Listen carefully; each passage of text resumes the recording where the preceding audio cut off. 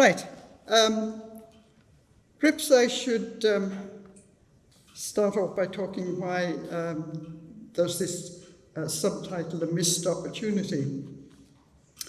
When I was a history student in Trinity College about 50 years ago, the history books told me that after the Norman invasion and conquest of Ireland in the 12th century, there was a recovery of power by the Gaelic chiefs in the late Middle Ages.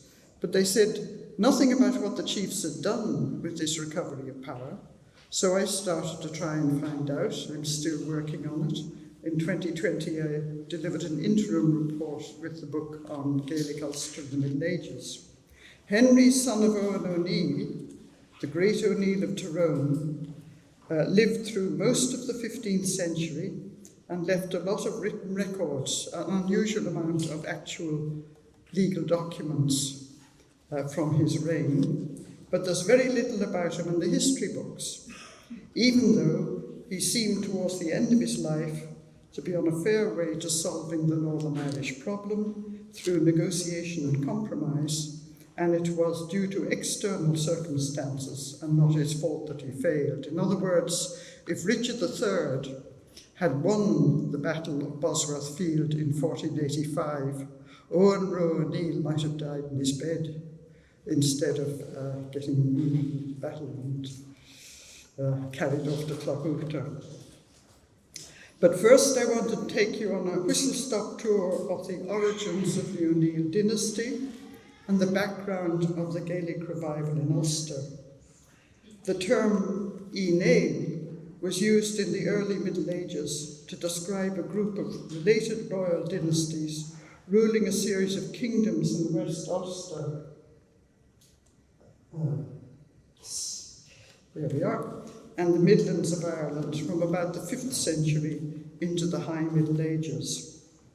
They styled whichever of their number emerged as the most powerful king among this group in each generation as the king or high king of Tara. Yes, no, yes. Although archaeology would indicate that the hill of Tara was purely symbolic by this date, it wasn't actually occupied. And sometimes they used the title, instead of King of Tara, they called themselves King of Ireland, although in reality this meant no more than the most powerful king in Ireland. So,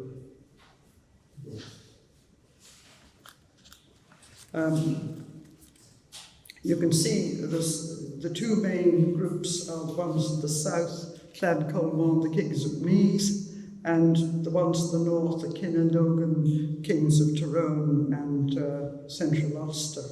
And they alternate as high kings down through the ages. The Ulster surnames we are familiar with today developed gradually between the 10th and the 12th centuries. And at this point, it must be made quite clear that whereas the whole federation of Eoghan dynasties, north and south, in Meath and Ulster, took their dynastic appellation from their 4th or 5th century forefather, Niall of the Nine Hostages. The medieval O'Neills traced themselves to a more modern ancestor, Niall Glundove, or Black Knee, king of Kinnologan and High King of Tara, who died in 919. His grandson, the High King Donal of Armagh, who died in 980, was the first to call himself Donal Uannail, or Donal, grandson of Niall. The practical extent of the northern kingdoms at the time of the Norman invasion in 1169 is approximately reflected in the boundaries of dioceses originally set up by the Synod of Kells in 52. In the immediate aftermath of the Synod of Kells, the County Louth area was to be claimed as part of the Diocese of Clough by Donegal Carroll, King of Oriela, who had conquered recently conquered Louth. But the traditional boundary of Armagh's ecclesiastical jurisdiction, which went right down to the River Boyne, or the Armagh diocese, was restored by the Pope in the early 13th century, but by then County Louth was already colonised by the English, so you got a division of Armagh among the English and Armagh among the Irish. On this map, the red boundary lines show the modern diocese and the green lines the modern counties. The red boundary of the Diocese of Raphoe marks the historic boundaries of Tyrconnell, but the green county boundary shows the extra land taken over from Tyrone by medieval O'Donnells.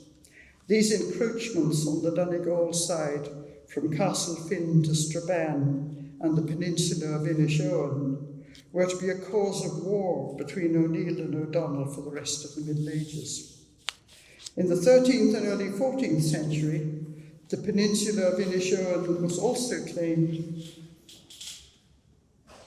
by the de Burgh Earls of Ulster, who had already colonised the coast of Antrim and Down and were demanding annual tribute and military service from the western chiefs. That's what all those purple diagonal lines are.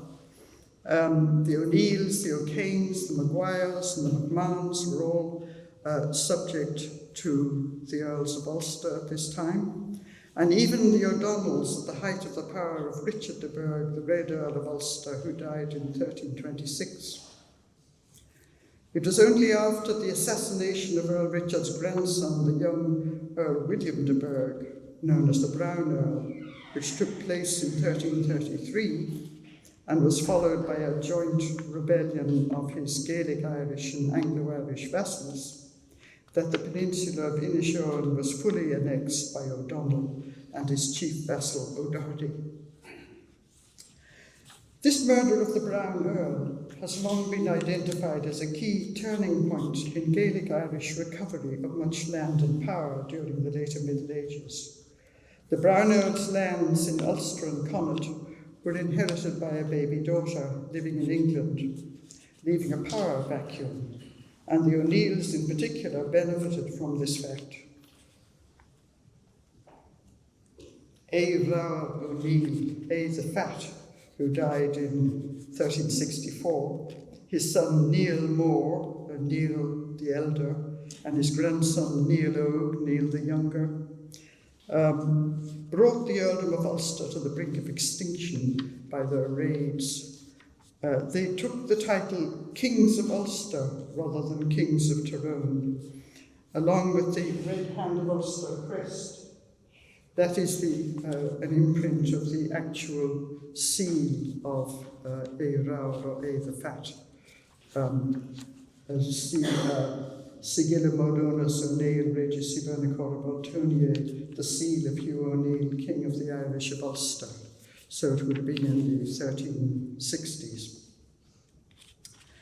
And they also took over from the de Burgh Earls the Bonacht of Ulster, so-called, the practice of billeting a certain quota of mercenary soldiers on each of the other Ulster chiefs, apart from O'Donnell, using MacDonald Gallo classes, where earlier the Earl's mercenaries had been commanded by the Welsh MacQuillans, who ended up in North Ulster and MacQuillan's route. And they repeatedly raided the Anglo-Irish colony east of the Bann, where the chief resistance they encountered came from a rival branch of their own family, the Clan de Boy O'Neills. The Clan Eoghan, or descendants of Eoghan, yellow-haired, had ruled Tyrone during the 13th century with the backing of the Earl of Ulster.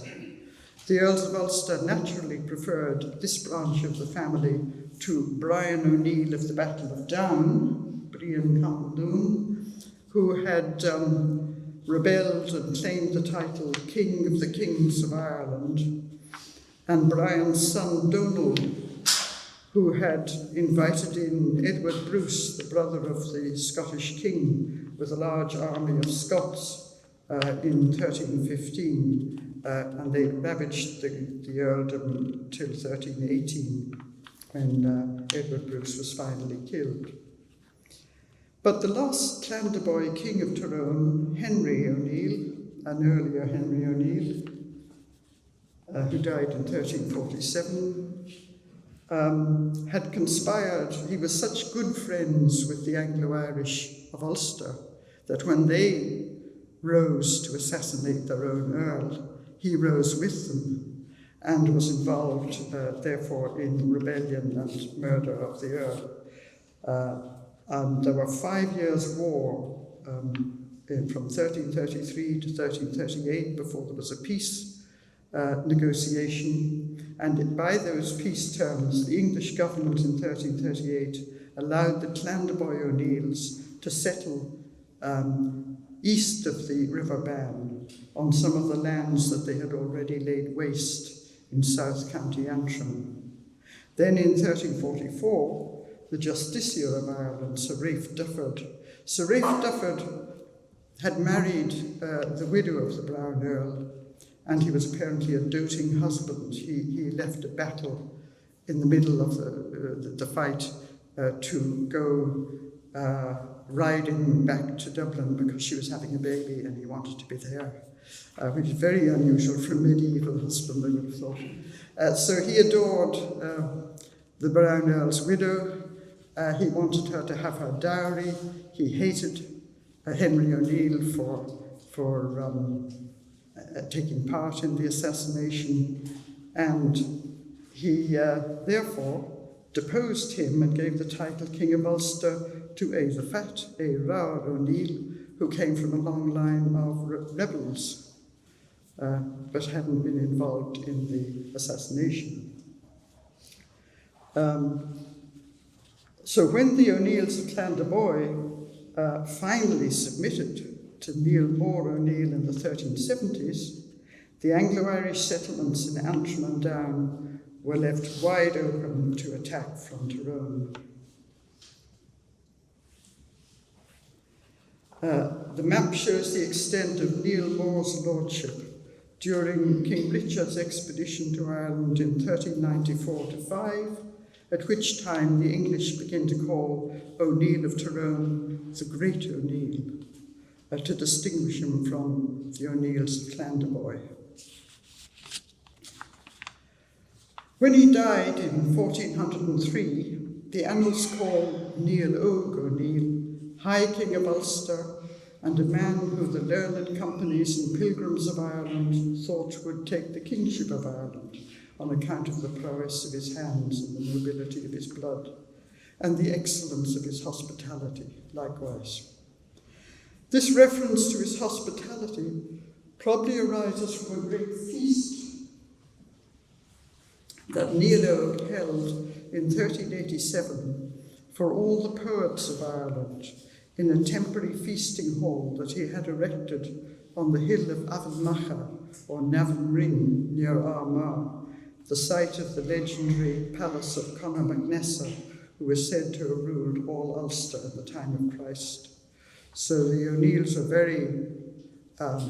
both very conscious of the past and attempting to revive a provincial kingdom of Ulster. The whole of Ulster under O'Neill was the idea. All through the 14th century, the O'Donnells, who would have been their chief rivals, were weakened by a long succession struggle.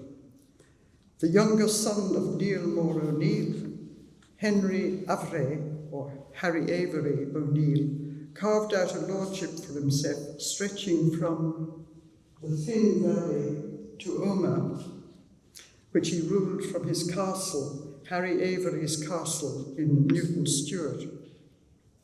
And to avoid confusion with the later Henry O'Neill that I'll be talking about, I propose to use the traditional term Harry Avery for this man. To be actually perfectly honest, Harry Avery was the name of a celebrated 18th century pirate, and somehow the people of Newton Stewart mixed Henry Avery and Harry Avery together. The real Harry Avery never went near Newton Stewart. So this is a genuine castle of the 14th century Henry Avery. It has been excavated by the Jobs, and they said that its construction and so on was quite consistent with the late 14th century castle. The O'Donnell Civil War ended in 1380. It's extraordinary, all these people along here, I haven't written it in this particular family tree, but they were just about every one of the ones in heavy type on this level were killed by their relations. So it would have so Connor was killed by Neil, Angus was killed by, I think, Neil again, Magnus and Youngloch killed everybody else, and then he reigned for 1 year and so on. Absolutely terrible civil war. But it ended in 1380 with the victory of Tarlach of the Wine O'Donnell, Tarlach and Eoghan, who reigned for the next 42 years and built up a gallows army by permanently contracting the service of the Scottish McSweeneys, installing them as lords of the Fannin Peninsula and Donegal. Tarlach's son Neilgar of II O'Donnell succeeded the kingship in 1422 at a time when the O'Neills, in turn, were in disarray because Neilog's eldest son Brian died of the smallpox 3 months after he was supposed to succeed to Neilog's throne. This is Brian Oak here. And a struggle for kingship ensued between his cousin Donal Bug, son of Harry Avery, and Neilog's younger son Eoghan O'Neill, who was allied to Maguire of Fermanagh, Bugman of Monaghan, and Neilgar of O'Donnell. That meant that Neilgar of II O'Donnell was the most powerful ruler inside this alliance, and he used it to keep Tyrone divided between two O'Neill claimants and bring all the Ulster chiefs into what apparently was a sworn confederation. They all took an oath, not only to obey Neilgar, but to get rid of the Earldom of Ulster completely out of the province. We only know this because Eoghan was made to sign or seal a submission in which he promised to go back on this oath and break the confederation. So he succeeded in bringing all the Ulster chiefs, this is Neilgar, succeeded in bringing all the Ulster chiefs on repeated invasions of the English Pale and taking black rent from the town of Dundalk. He partly took this black rent in barrels of wine because that was the sort of thing you could get in Dundalk. At a local level, Neilgar seized the territory between Omagh and the Finn Valley, which had been ruled by Harry Avery, and gave it to his brother, Natin O'Donnell, the Taoiseach, who built a castle on the river Finn, presumably at the modern Castle Finn, while Neilgar himself built a castle at Ballyshannon to control the passes into Connaught. But in this way, O'Donnell had annoyed both O'Neill claimants and the Anglo-Irish government. So in 1425, Eoghan O'Neill drew up an agreement with the Lord Lieutenant of Ireland, James Butler, White Earl of Ormond, in which Butler recognised Eoghan's title to rule Tyrone, and Eoghan promised to break his alliance with Neilgar of O'Donnell. Eoghan then patched up his differences with his cousin Donal Bug, and together they recovered Harry Avery's former lordship from Omagh as far as Lifford, if not as far as Castle Finn. Eoghan's title as chief became official when his cousin Donal Bug was assassinated by the O'Kanes in 1432, and Eoghan was formally inaugurated as king of the province of Ulster on the flagstone of the kings at Tullahogue, that's near Cookstown. In 1434, Niall Gurrah was taken prisoner by the English, eventually dying on the Isle of Man in 1439. Eoghan attempted to take advantage of the situation by finally conquering Tyrconnell, but he was blocked by Niall's brother Neachtan, the Taoiseach, allied to the remaining sons of Harry Avery O'Neill, who were understandably furious at the assassination of their leader, Donal Bug. And this is the point where we finally meet up with Eoghan O'Neill's eldest son and heir, Prince Henry.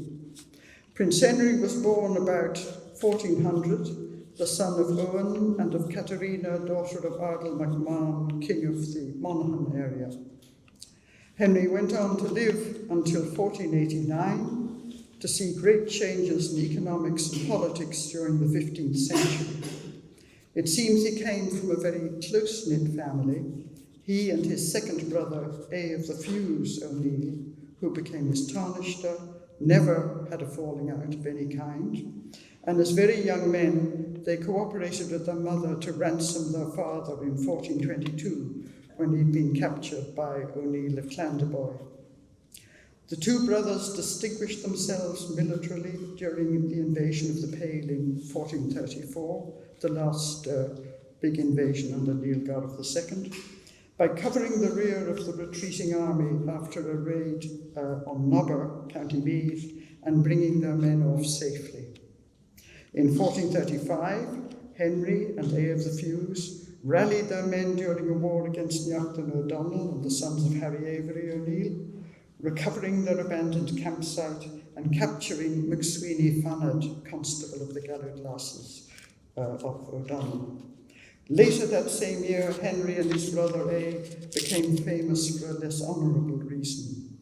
They summoned the leader of the Harry Avery clan, Brian O'Neill, to come in for a parley under the safe conduct of the court poet, Eoghan Rua Mackenmeath. And when Brian O turned up, they cut off one arm and one leg from him, Brian O himself, and from his two sons. The outraged poet satirised Henry and A, and he wrote an elegy for Brian O's arm and leg, which were buried in the churchyard of Derry. Brian O was still alive, but the poem says, "Oh, hand that never shunned conflict, oh, foot that was swift over hill and dale," and so on. It's a full, what do you call it, a full official elegy, as it were, for the hand and foot. But Henry simply banished the poet and confiscated his lands, showing thus a rather modern disregard for a bardic poet's curse. Henry's career has other modern features in it. Although his early exploits make it clear that he was personally brave and an efficient military commander, he came increasingly to rely on diplomacy to gain his ends. In 1442, he journeyed down to the English Pale and persuaded the Lord Lieutenant of the day, once again James Butler, White Earl of Ormond, to give him a force of Anglo-Irish troops to assist his father Eoghan to conquer Neachtan O'Donnell. This may have been the occasion on which Henry married the White Earl of Ormond's niece, Gormley, the daughter of MacMurrough Cavan. The Anglo-Irish military assistance achieved all that he could have wished. Together with the army of Tyrone under his father Eoghan, the great O'Neill, they besieged Neachtan O'Donnell's castle on the River Finn. Neachtan surrendered the castle. His claims to the Harry Avery lordship from the Finn to Omagh, and promised to pay an annual tribute from the peninsula of Inishowen in recognition of the O'Neill's prior right to the territory, in return for O'Neill acknowledging the de facto lordship of O'Doherty there in Inishowen. Before leaving, Henry O'Neill garrisoned the castle on the River Finn with his own men. The terms of this treaty were to be broken repeatedly in the coming years, but it was formally renewed in 1452, 1462, 1488 and 1514. and it appears that these successive treaties between O'Neill and O'Donnell in the course of the 15th century were drawn up as formal charters, which Manus O'Donnell later showed to the Justicia Sir Anthony St. Leger in 1542 as proof that Inishowen was now legally part of Donegal. Sir Anthony remarked that these were the only legal charters produced in his court by O'Neill and O'Donnell, so they form another indication of Henry O'Neill's modernity and his search for an agreed solution that didn't rest on violence alone.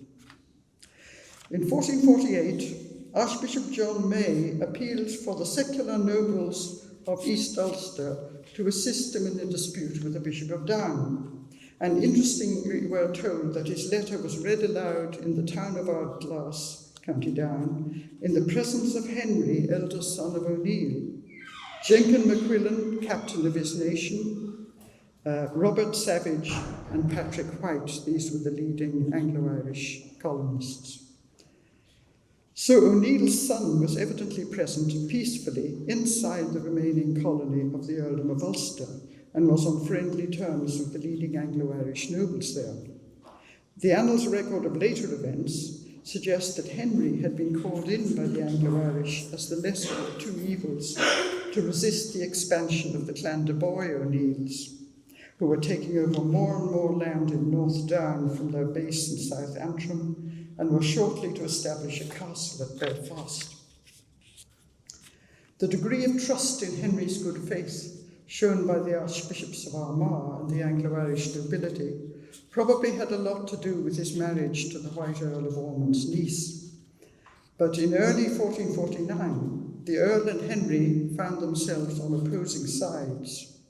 Eoghan O'Reilly, chief of East Breffni or Cavan, had just died, and the two rival O'Reillys claimed the succession. The great O'Neill had previously appointed the late Eoghan O'Reilly as chief, bringing the Cavan area into the Ulster province for the first time. Before that, as East Breffni, it was considered part of Connaught. O'Neill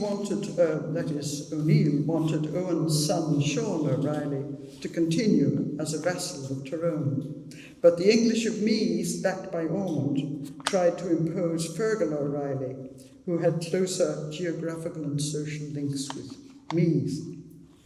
For the last time, then, Eoghan O'Neill led MacMahon of Monaghan, McGuinness of South Down, O'Hanlon of South Armagh, on an invasion of County Louth to enforce his demands. The White Earl of Ormond quickly arranged a truce in April before the arrival in Ireland of Richard, Duke of York. Richard, Duke of York, was also Earl of Ulster through his mother, and he was appointed Lord Lieutenant of Ireland. And so the map shows the state of affairs during the Duke's visit in 1449.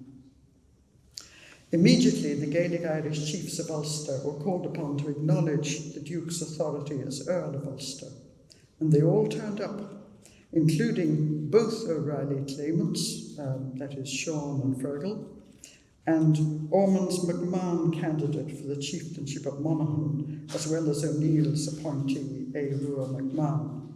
Ormond was backing Brian MacPhelan MacMahon, and O'Neill was backing Eoghan Rua MacMahon. It's noticeable that the disappointed candidates for kingship in Cavan and Monaghan brought great gifts of cattle to the Duke, presumably to buy his support.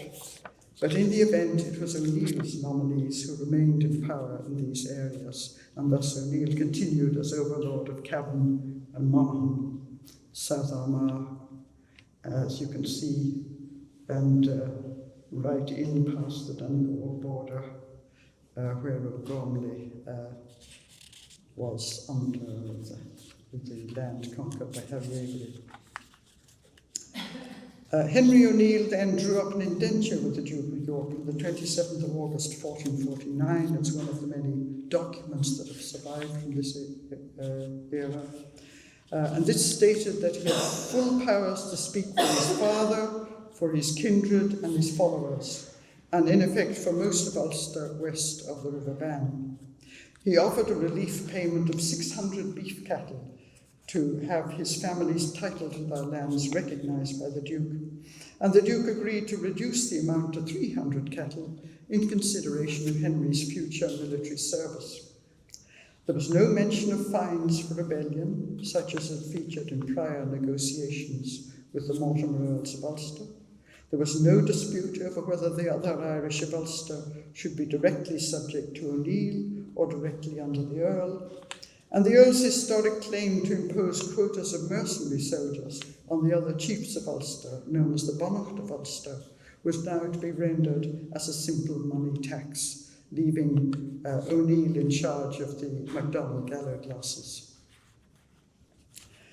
The most contentious clause, the one that Henry was to break almost immediately, didn't directly affect the Duke at all, but concerned the feus of Armagh, where Henry's brother, A of the Feus, was building up a lordship by occupying the church lands of the Archbishops of Armagh and estates belonging to the Louth family, the Bellews of Castle Roach, though they were probably not in a position to actively cultivate those lands. The Duke of York soon went home to prosecute his ambitions, leading to the Wars of the Roses in England. But the text of Henry's agreement with him draws attention to further problems that Henry eventually solved by negotiation rather than violence. One was the fact that, as the Duke accepted, Henry was to all intents and purposes the current ruler of Tyrone, with claims to oversee the O'Donnells and many of the inhabitants of East and Ulster. But his father was still nominally the great O'Neill. The other was that the activities of his brother, A of the Feus, in occupying church lands in South Armagh was drawing down excommunications from the Archbishop of Armagh, excommunications that included Henry himself for failing to take steps against his brother. Excommunicated rulers could not claim loyalty from their subjects. They couldn't even eat at the same table with good Christians, officially. The whole O'Neill family had been under excommunication when the Duke came over in 1449, and Henry had first to make his peace with the Archbishop before he could even meet the Duke to negotiate with him. Trouble with the Archbishop broke out again in 1451 and continued to 1455, with the whole diocese of Armagh among the Irish being put under interdict. No priest allowed to say Mass or hear confession, and the principal O'Neills being proclaimed as heretics because of their depraved indifference to the Church's authority. Attacking heretics earned a crusader's indulgence of 40 days' spiritual reward, though the only people likely to take up the suggestion would have been the Bellews of County Louth and other Anglo-Irish. In 1455, Henry solved both these challenges. He persuaded his father to retire and then had himself inaugurated at Tullahoge in early July, in a ceremony attended, as we are told, not only by all the O'Neills, a phrase that might include O'Neill of Clantaboy, but also O'Kane from Derry, MacMahon from Monaghan, Maguire from Fermanagh, justifying his taking the title King of the Province of Ulster. And the Ulster Annals say that John May, Archbishop of Armagh, or Coab of Patrick, was also present. Other annals accuse Henry of deposing his father forcibly, and this may be why on the 4th of August, Henry brought Eoghan to Armagh, where he formally announced his retirement on the grounds of ill health in the presence of Archbishop May, and indeed he died of natural causes the following year. After this inauguration, the Archbishop addressed letters to Henry as Your Excellency, Prince of the Irish of Ulster. A few months later, a major concordat was drawn up between O'Neill and the Archbishop, arbitrated by lawyers representing each side. And again, we have the written record. It was agreed the cadet branches of the O'Neills who were occupying church lands would now have to pay rent for them. Not a very big rent. And Henry O'Neill's soldiers and administrators would enforce the collection of the rents and guarantee the Archbishop and his servants safe conduct whenever they came north on episcopal visitations. 150 years later, the Concordat was still remembered in a passage from the text Ceartí Néil, the right of O'Neill. In Father Eamon Devlin's translation, it reads, Henry, son of Owen, son of Neil Oak, son of Neil Moore, was a very mature and a very righteous king who suppressed falsehood and lawlessness and maintained the rights of the strong and the weak. And during that Henry's reign, the churches and the cemeteries were freed from every disability they had endured up to then. In 1463, Henry was at the height of his power and influence. You can see because he's got the Clan de Boy O'Neills under his thumb as well, of course. In that year, he authorised the Archbishop to grant safe conducts in his name to merchants wishing to trade in the ports of the Earldom of Ulster, apparently implying that Ardglass and Carrickfergus were within his sphere of influence. In that same year, the new King of England, Edward IV, who was the son of the late Duke of York and thus was absentee Earl of Ulster, sent Henry O'Neill a gold chain and 48 yards of scarlet cloth, in effect the livery of a peer of the realm. We actually have a letter from Richard III remembering this, saying that my brother wrote to O'Neill and sent unto him his livery. So it was actually intended as a formal acceptance of O'Neill as a vassal and peer. In 1467, Exchequer accounts record payments made to a messenger sent to Edward IV from the great O'Neill, who is here described as the king's friend.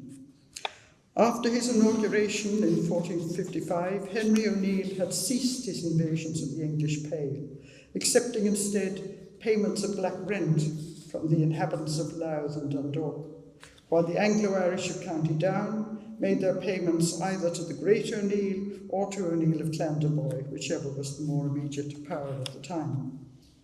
So then, what went wrong with this new approach of compromised diplomacy and the acceptance of money payments to resolve age-old territorial disputes? One problem arose from a virtue of Henry, his close relations with his own brothers. He divided Tyrone out into delegated jurisdictions, with A of the Fews ruling South Armagh, Fews of Armagh, another brother, Art of the Castle of Omagh, ruling the former lordship of Harry Avery in the west, another brother, Phelim, in the Cookstown area, and another brother, Sean Bui, Sean the Yellow-Haired, in the castle of Kennard at Caledon on the Blackwater River. All of them except Sean Bui justified his trust by their loyalty and cooperation. But Henry lived for a very long time, and at the end of his reign, Tyrone was torn apart by the conflicting claims of his many nephews, trying to turn their father's administrative offices into hereditary lordships, with Henry making increasing use of Anglo-Irish troops to maintain himself in control. At the height of his power in the 1460s, Tyrconnell had again been paralysed by yet another bout of succession disputes. In 1452, Neachtan O'Donnell had banished the sons of Neil Gareth II, and Henry O'Neill, as their overlord, took up their cause and invaded Tyrconnell. Neachtan O'Donnell was killed, and Henry divided the country between the sons of Neil Gareth and the sons of Neachtan, reimposed the Treaty of 1442, giving the Finn Valley to himself, and even married the widow of King Neachtan, who was a Mayo Burke, and thus blocked the sons of Neachtan from any access to military support from Mayo. In order to do this, however, he had first to divorce Gormley Cavan, the niece of the White Earl of Ormond. And immediately the White Earl gathered a great army and brought it northwards and forced Henry to divorce Neachtan's widow and take back his wife Gormley. But it was the last great effort of the Earl. He died of old age and overexertion on his way home. Gormley herself died not many years after, and in 1464, Henry ended the succession struggle in Tyrconnell by appointing Eoghan Rua, son of Neil Gareth II, that is, Red Hugh the Elder, as king there. Eoghan Rua O'Donnell had a very long and successful reign up to 1505, and Henry himself married Eoghan Rua's very young daughter, Sheila, A bardic poem celebrating the marriage hints at the age discrepancy by predicting that the young bride will remain chaste despite the admiration of all her husband's courtiers. Henry's decision to divorce Gormley in 1452 may indicate that he already saw power in the Anglo-Irish colony was shifting from the Butlers of Ormond to the Fitzgeralds of Kildare. One of his last active policy strokes in 1480 was to arrange the marriage of his son Conmore O'Neill to the sister of the Justiciar of Ireland, Garrett More Fitzgerald, 8th Earl of Kildare. In terms of the English Wars of the Roses, the Kildares were Yorkists, where the Butlers had been Lancastrians. And we have seen that Henry had accepted livery from the Yorkist king Edward IV in 1463. But at the Battle of Bosworth Field in 1485, the Lancastrian Tudors finally defeated the Yorkists and killed Richard III. And the fortunes of Henry O'Neill and his son Conmore became deeply affected. Henry had retired in 1483, passing the title of Great O'Neill on to his son Conmore.